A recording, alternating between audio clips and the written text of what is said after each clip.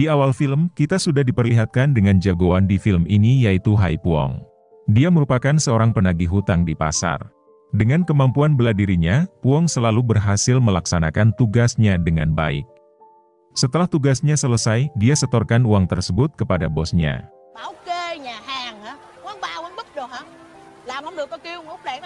Setelah mendapatkan bayarannya, Hai Puong langsung pergi ke pasar untuk berbelanja. Diketahui kalau Puong pergi ke tempat itu bersama putrinya yang bernama Mei. Namun karena tidak jelas siapa suaminya, Puong selalu menjadi bahan gunjingan orang di pasar.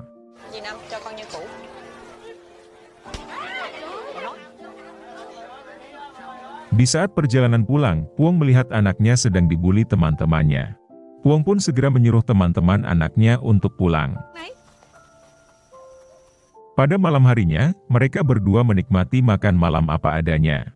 Tak lama kemudian, seorang pria menggedor-gedor pintu untuk mencari Puong. Pria itu bermaksud meminta pertanggungjawaban karena Puong telah mematahkan kaki saudara si pria itu. Karena tak mau ada masalah, Puong hanya bersembunyi sampai pria itu pergi. Kemudian Mei mengeluh kepada ibunya dan dia tak mau sekolah lagi. Karena teman-temannya di sekolah selalu membulinya dan mengatakan kalau dia adalah anak haram karena tidak mempunyai seorang bapak. Lalu Hai Puong menyendiri dan teringat kembali dengan masa lalunya. Diketahui kalau dulunya, Hai Puong adalah seorang pemimpin dari ledis gangster yang paling ditakuti oleh musuh-musuhnya. Karena pergaulan bebasnya, mengakibatkan dia hamil dan si pria tidak mau bertanggung jawab. Kemudian dia memutuskan keluar dari gengnya dan pindah ke sebuah desa untuk membesarkan anaknya seorang diri. Keesokan harinya Hai Puong menjual perhiasan satu-satunya untuk biaya sekolah anaknya. Tiba-tiba Mei berteriak minta tolong karena dituduh mencuri oleh ibu-ibu. Mei menjelaskan kalau dia menemukan dompet itu sudah tergeletak di bawah.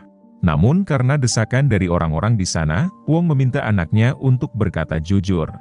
Mei pun kecewa karena ibunya saja tidak percaya padanya. Lalu dia pergi ke pinggir danau untuk menyendiri. Namun tiba-tiba, Hai Puong yang masih di toko emas, menyadari kalau Mei sudah tidak ada di sana. Kemudian dia melihat Mei dibawa kelompok gangster, dan dia pun langsung mengejarnya.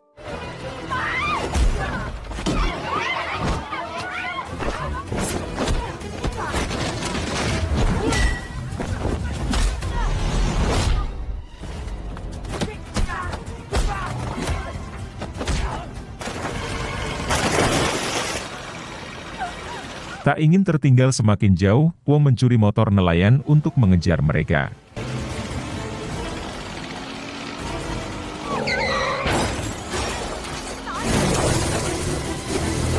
Di tengah perjalanan Puong dihadang oleh satu anak buah gangster, namun Puong mampu mengalahkannya.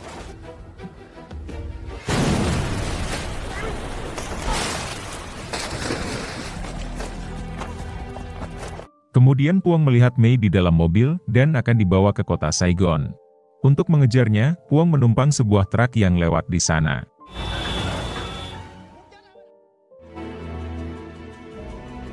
Sesampainya di kota Saigon, Puong langsung menuju ke sebuah bar tempat dia dulu bekerja. Di sana temannya mengatakan kalau di Saigon ada satu kelompok gangster baru yang mempunyai bisnis perdagangan anak.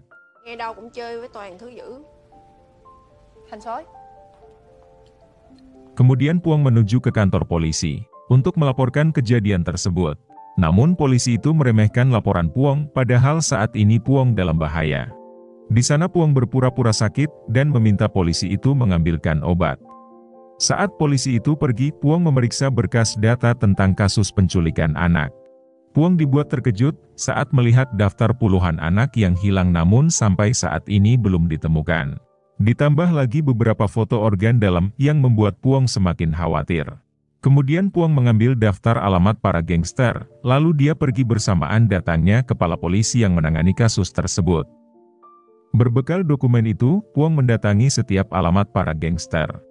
Namun usahanya selalu nihil, karena tidak ada seorang pun di setiap alamat itu.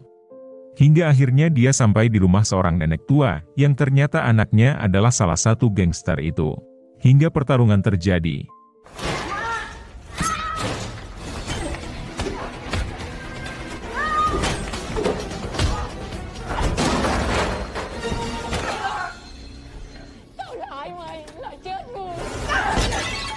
Puong akhirnya bisa melumpuhkan pria itu. Di sana si pria menunjukkan markas para gangster tersebut. Saat itu juga, Hai Puong pergi untuk mencari alamat tempat yang dimaksud.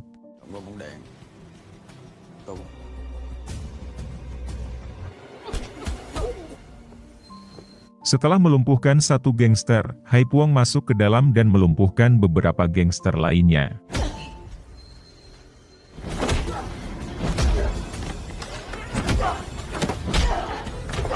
Di dalam Hai Puong melihat sandal yang biasa dipakai Mei. Ternyata pimpinan mereka adalah seorang wanita. Hingga pertarungan kembali terjadi.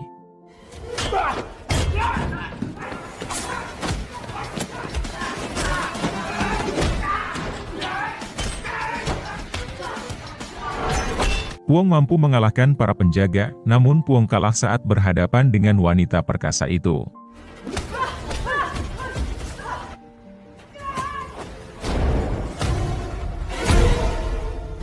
Kemudian Puong dilempar ke sungai, dalam keadaan tangan yang terikat.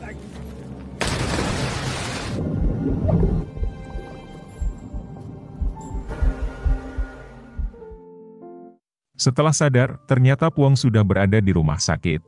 Ternyata polisi yang telah menyelamatkannya. Karena waktu yang semakin menipis dan nyawa Mei semakin terancam, Puong dibantu seorang suster untuk melarikan diri dari rumah sakit.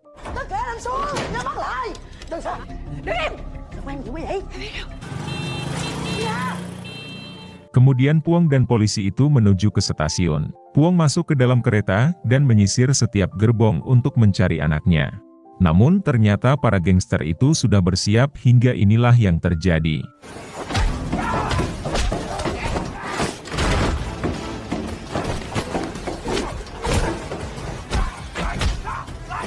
Dengan bantuan polisi itu, Puong kembali mencari putrinya.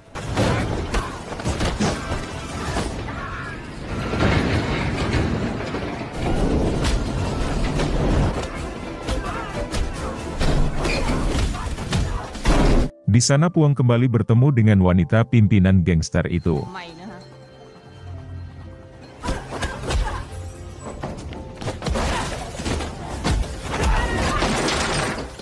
Mereka bertarung sangat sengit sebelum akhirnya Puong berhasil mengalahkannya.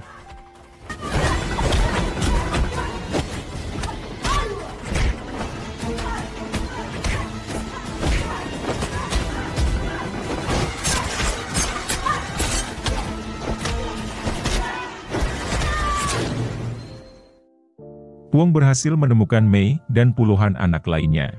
Di sana Mei mengatakan kalau bukan dia yang mencuri dompet itu di pasar.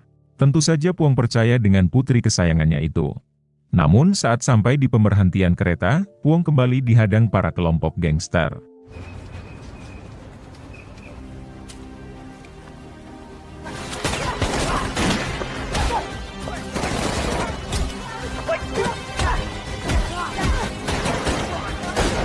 Puong terkena tembakan di dadanya, untungnya polisi datang tepat waktu untuk menyelamatkan mereka.